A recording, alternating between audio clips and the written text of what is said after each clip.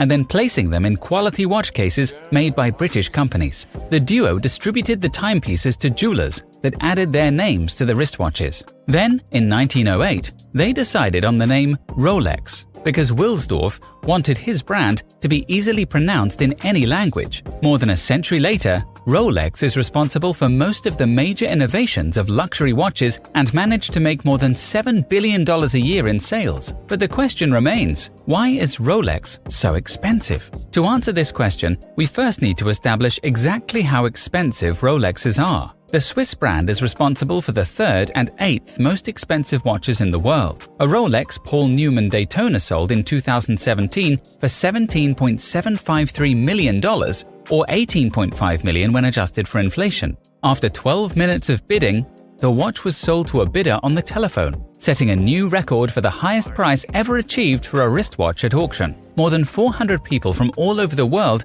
gathered at Philips's New York headquarters at 57th and Park Avenue for the winning Icons auction. The next most expensive Rolex was sold in 2018 in Geneva, Switzerland for $5.93 million.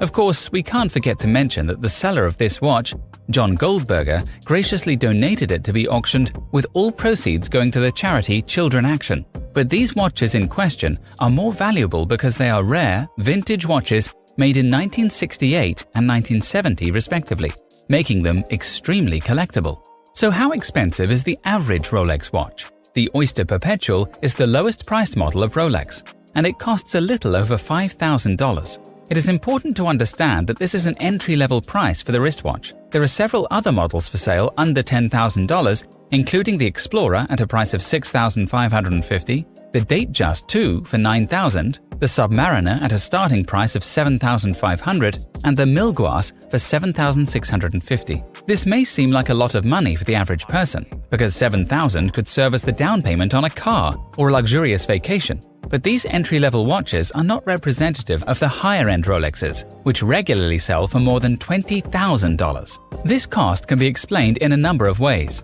First, Rolex watches cost a lot of money to design. Rolex has an extraordinary internal research and development department. They have various professional labs and facilities where researchers and scientists work on new Rolex watches and manufacturing techniques. Rolex has to ensure that they have the best team in these labs and facilities. Hence, they prefer to use highly trained scientists in their chemistry lab for research on oils and lubricants used in their machines. Other special facilities of Rolex include a stress test room for testing watch movements, cases, and bracelets. The company also has a room with several electron microscopes and gas spectrometers, where research on metals and other materials takes place. Research and development can take many years, meaning that Rolex has already invested many thousands of dollars before a watch ever goes to market. Rolex states that it can take up to a year to build a Rolex movement, and the bezel alone takes 40 hours to perfect. Each and every single Rolex part is made to perfection without any compromise. And in order to achieve this level of perfection, you need time and great attention to detail. Next, the materials themselves. For its watches, Rolex uses 904L steel that is particularly difficult to mold. This steel is also more expensive than most other types, though it's undoubtedly better looking. No other watch manufacturer uses this kind of steel, which makes the Rolex watch unique. This material is more corrosion and rust resistant, and it's also harder than other types of steel. Aside from this steel, Rolex is also renowned for its use of gold. Rolex is touted as being the only watchmaker to produce their own gold. This explains why some gold models feature on lists of the most expensive watches. Rolex usually refines 24-karat gold into 18-karat yellow, white, or Everose gold for their products. In addition, Rolexes are guaranteed to tell time accurately. Rolex watches are not just certified as chronometers by the independent Swiss Chronometer Testing Institute, COSC, they are tested a second time by Rolex to earn the title of superlative chronometer. Every mechanical watch that leaves Rolex's state-of-the-art manufacture is accurate to plus or minus 2 seconds a day, a tolerance rate that surpasses the already stringent standards of the independent COSC tests of plus or minus 4 seconds per day. And all of the minute movements are still assembled by hand. Despite the fact that Rolex makes extensive use of robots for production, the tasks performed by machines and robots are actually simple ones. These include sorting, cataloging, and filing.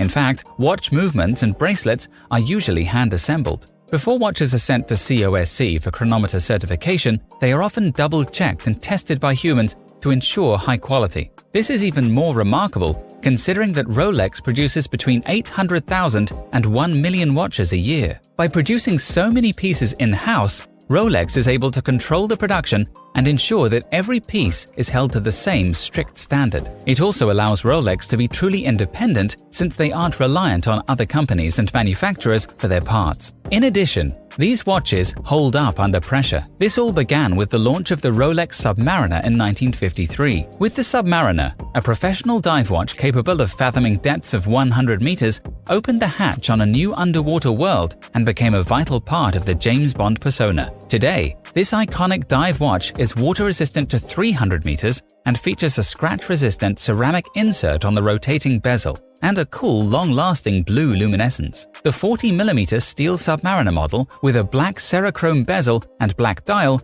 retails for $8,000, while a solid white gold Submariner with a date window costs $30,000. All Rolex Oyster Case watches are individually tested for water resistance. A watch is placed in a small chamber that is filled with air, and if the pressure changes, then that means air leaked into the case. Rolex runs each Rolex Oyster Case watch through this treatment before and after the movement and dial have been placed inside of it. Rolex dive watches, such as the Rolex Submariner and Sea Dweller, are then further tested for water resistance in a tank with actual water. But regardless of their materials and construction, a Rolex's value has a lot to do with the company's heritage and legacy. To cement its status, Rolex invented the first waterproof case, the first self-winding watch, the first watch with a date, and one of the first diving chronographs. Before watches became the luxury item they are today, they were tools. These innovations have made Rolex watches much more usable. A self-winding mechanism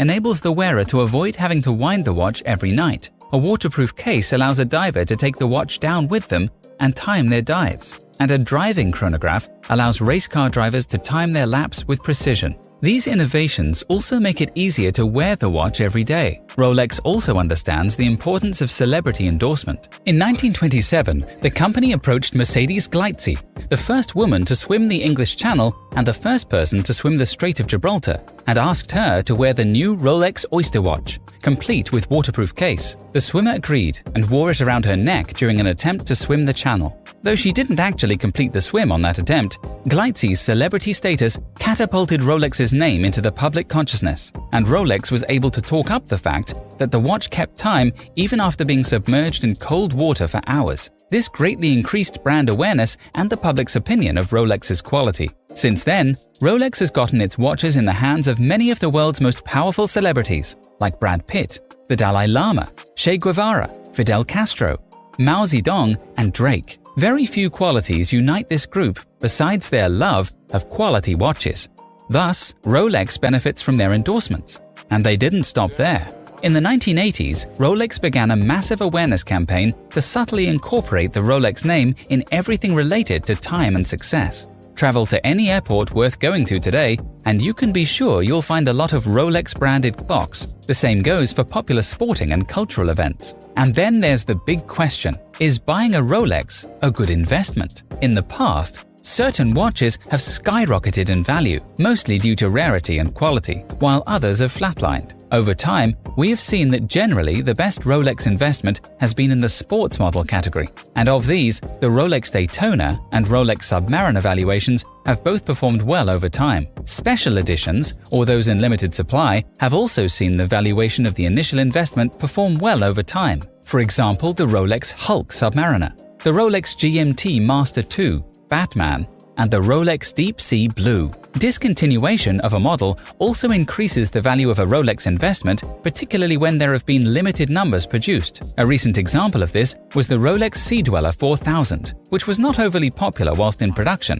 but with a short production run of only 4 years, discontinuation instigated a rush of buyers into the market, trying to snap up the last available models because with the low volumes produced, the value of the Rolex Sea Dweller would increase for years to come. There is no data comparing the inflation of a watch's value versus the stock market or other equities like gold, but it's safe to say that you shouldn't count on a Rolex paying for your retirement. In fact, most owners simply hope to break even on their purchase after owning it for several decades.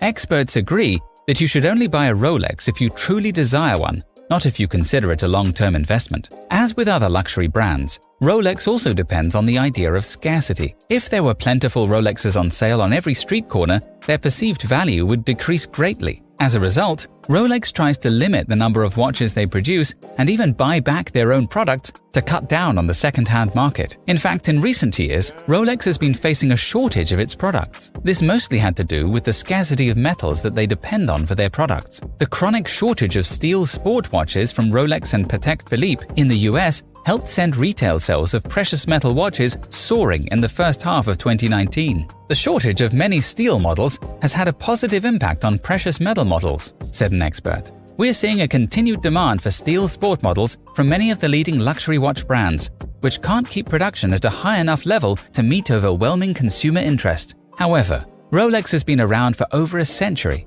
and they won't let this metal shortage put a damper on their profits. At the end of the day, consumers must decide for themselves if a Rolex is worth the exorbitant cost.